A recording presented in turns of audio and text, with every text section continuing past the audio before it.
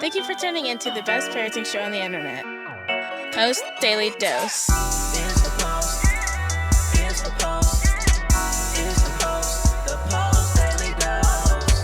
It's the Post. It's the Post. It's the Post. The Post Daily Dose. It's the Post. It's the Post. It's the Post. The Post Daily Dose. It's the Post. It's the Post. It's the Post. The Post Daily Dose. It's the Post. It's the Post. It's the Post. The Post Daily Dose.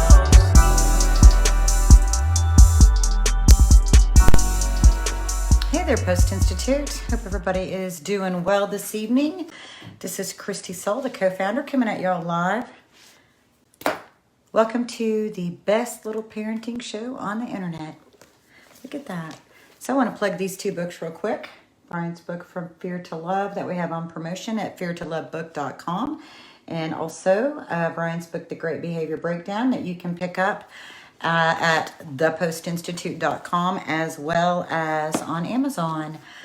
Hey, Mary, nice to see you.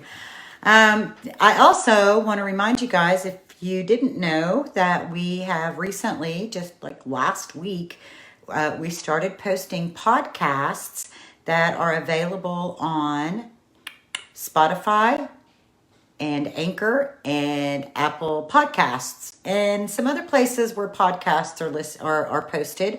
And we've also been reviving our YouTube channel, and so that's been really cool. In fact, the podcast that was posted yesterday was really a good one.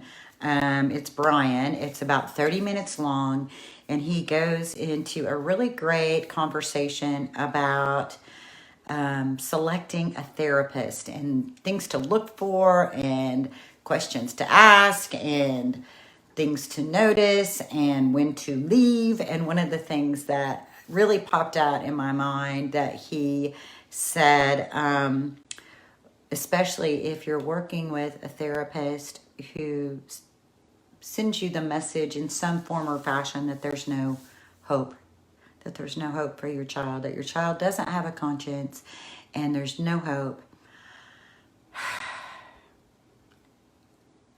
And I know that gets said, and that's just wrong.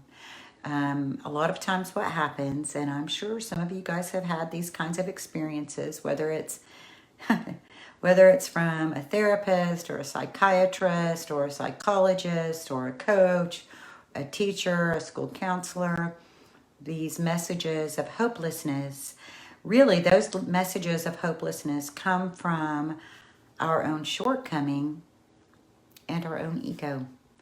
When it comes right down to it, when we say that there's no hope, what the more accurate statement is that I have exhausted all that I know to be able to help you. What the appropriate thing for a professional to do would be to say, I've exhausted everything that I know, and it's time for me to refer you to someone who knows more than I do. So that, I don't know, that just popped in my head as I was signing on, and it tells in with my topic about trauma-informed care. I had the most incredible coaching session today with, hey, Mimi, and hey, Julie, good to see you guys. And it's a family that I hadn't talked to in quite a while. We had a couple of coaching sessions, and then we had a big gap in time, and then we had a coaching session today. And one of the things that I had asked the mom early on is, what was it that you think led you to be attracted to this particular situation that later became very traumatic to both her and her son? And it was such a loaded question for her early on in the process. And I think that's part of what caused or invited the space of time before we spoke again, because it was just a really big question. And it wasn't, the intent and the heart of the question wasn't about blame, but about self-examination. Because one of the first things that happens when we experience something traumatic in our lives, is one of the first things that we do is we kind of get defended, and we tend to blame. And that is a very natural part of the process. But then later, as we get space and we get a little healthier, we're able to go a little deeper, and we're able to ask ourselves questions like, how did I end up in that situation to begin with? And that leads me to think about trauma-informed care. And the trauma-informed care, this mom, and this conversation about therapists, it's all going to tie together if you hang with me for just a minute. What often happens is that therapists aren't doing their own work. They're not examining their own history of trauma. And when we don't do that, when we're not doing that as therapists, what happens in the therapeutic session, every question that we ask as a therapist is informed by the conversation that's happening in the present, but also informed by the therapist's own experiences. And so there are situations where a therapist will inadvertently and unintentionally shut down emotional expression if it wasn't something that was permitted in their childhood, if they have blueprints that it's not okay to express, if they've not done work around that, if they're not comfortable with intense emotions, then they may unconsciously shut that down. They'll ask the questions that they ask to help invite you into examining your experiences will be informed from their own early life, pre-birth and early life experiences. So when it comes to being trauma-informed, one of the first things that we have to do as professionals is we have to really be open into examining our own histories, into examining our own allergies, into examining our own biases, our own prejudice, to really shine the light into our own subconscious so that we can be really aware of how we may guide a session, may guide a client, a child, a family that we're working with based on our own blueprints, based on the stories that we tell ourselves. And so one of the things that it also made me think about was, one, that trauma-informed care certification program that we have is really incredible. Brian does it's 8 hours worth of training, and it is really, really good. And that is one of the very first points that it brings up, is that we all have pre-birth and early life experiences that create the lens that we view the world from, all of us, the psychiatrists, the doctors, the mental health professionals, the teachers, the school counselors, the coaches, your grandparents, your aunts, your uncles. Everybody has this. And until we take our conscious mind and shine the light around the subconscious, then we can inadvertently do a great deal of harm. It is very harmful. It is very detrimental to send messages to people that are filled with hopelessness, that are filled with doom. Just because a client doesn't respond to stickers and stars and behavior modification that you are dictating as a therapist or as a teacher doesn't mean that there's no hope. We are always so quick to blame somebody versus saying, well, maybe this model isn't the model. Maybe this model of therapy isn't the most helpful in encouraging the development of emotional maturation. Maybe there's other ways. And one of the things that is so incredible is, one, we have the internet, and I'm sitting at my desk, so I've got my desktop right behind me, and I'm just thinking, man, it's so incredible that you can type something in and you can literally pull up medical grade journal articles to help you understand how the brain functions, to help us understand how different therapeutic interventions may or may not be effective. I was reading about new studies using magnets to help with depression and anxiety, magnetic impulses. And I'm going to have to read more about it. But here's the thing. We've used this notion of talk therapy for a long time. And there's benefit to that. But there's much greater benefit to getting deeper, to getting below the surface. There's much greater benefit in things like EMDR, or using them. They're called, I think Buzzies is the newest name. And these things that you can use in your hand that help to retrain your brain at an electrical impulse, level. We are learning so much, and there's a lot that can be taken even from areas that are not considered quote unquote mental health, but like tapping and learning about meridians, using deep pressure massage, all of these things that we can pull from to encourage our wellness. I noticed myself in church this week. Certain songs that are played seem to get me going in different kind of ways, but I noticed to myself, I had actually taken a belly, I'm going to stand up now because I'm just going to do this. I'd taken a belly dancing classes about 2 years ago just for the fun of it, and we learned about just the pivoting, I'm just picking my knees up and down, right? And in doing that, it causes this vibration that goes all the way through my body. And as I notice that, I feel it really creating a different sort of connection all the way through my being. It's like it's waking up my vagus nerve. Your vagus nerve goes from the back of your brain and it runs all the way through your core body. There's some incredible little exercises, little hums, little tapping things. What my point is, there's so much information out there. There's so many different ways that we can be healthier, that we can take care of our neurological systems, which are directly related to how we react to traumatic experiences and to triggers. There's so many ways that we can calm and soothe our bodies outside of the arena of talk, that it's just really important to explore.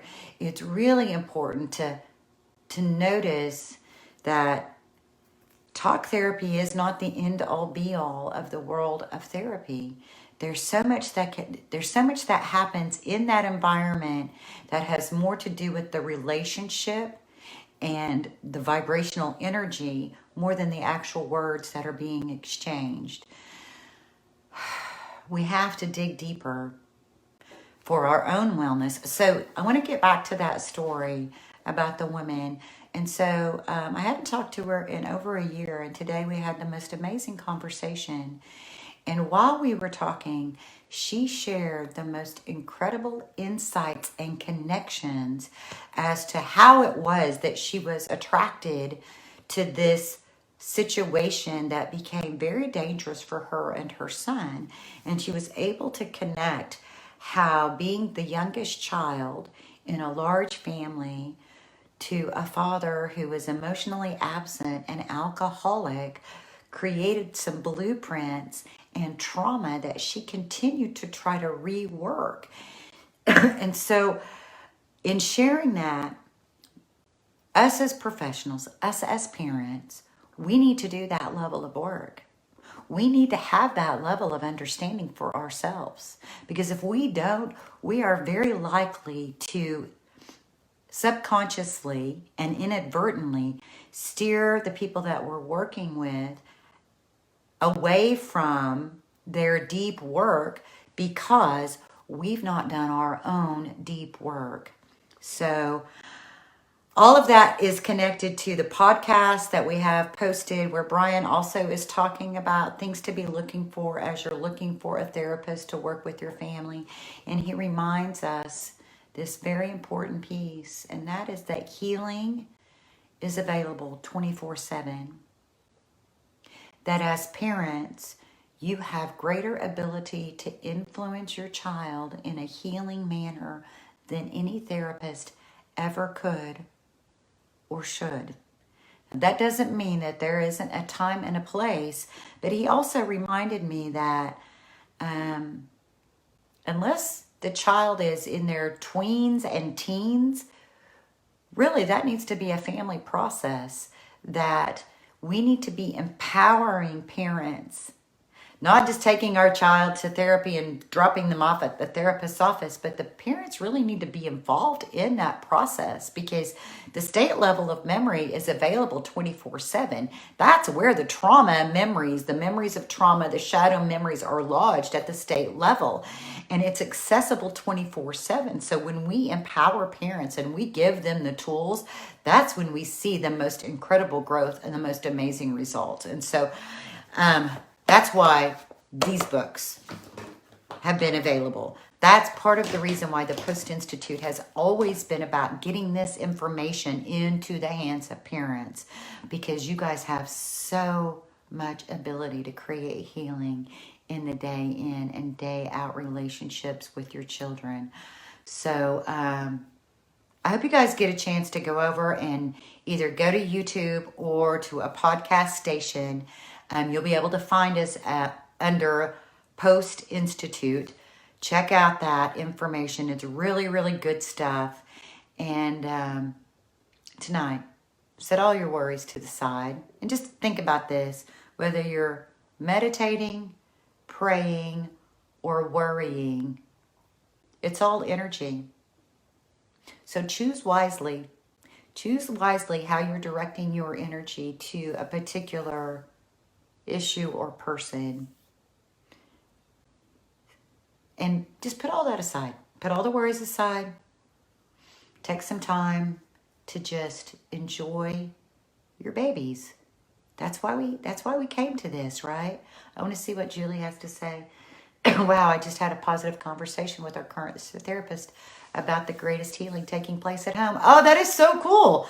I love that. And I love that for therapists to say yes to that, to have a great big yes, and for them to be supportive of you and in agreement and to be on your side and to be helping you find the kinds of resources that are proving to be helpful, as opposed to having this kind of all-knowing, arrogant, egotistical approach to working, because this is complex.